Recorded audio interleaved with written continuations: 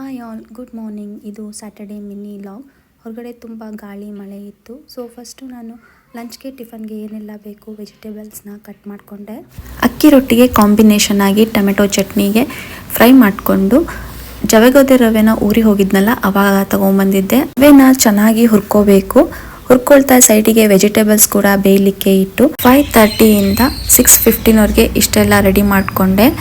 ಕತ್ಲು ಇತ್ತು ಅಂದರೆ ಆಲ್ಮೋಸ್ಟ್ ನಾನು ಹೊರಗೆ ಬರೋದಿಲ್ಲ. ನನಗೆ ತುಂಬಾ ಭಯ ಆಗುತ್ತೆ ಕತ್ಲು ಅಂದರೆ. ತುಂಬಾ ಗಾಳಿ ಇತ್ತು. ಬೇಗ ಬೇಗ ಬಾಗಿಲೆಲ್ಲ ಒರೆಸ್ಕೊಂಡು ರಂಗೋಲಿನ ಹಾಕಿ ಅಡುಗೆಗೆ ಎಲ್ಲ ರೆಡಿ ಮಾಡಿಕೊಂಡೆ.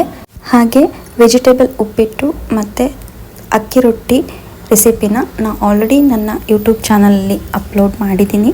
ಯಾರಿಗೆಲ್ಲ ಇಂಟ್ರೆಸ್ಟ್ ಇದೆ ಒಂದ್ಸಲ ಹೋಗಿ ಚೆಕ್ ಮಾಡಿ.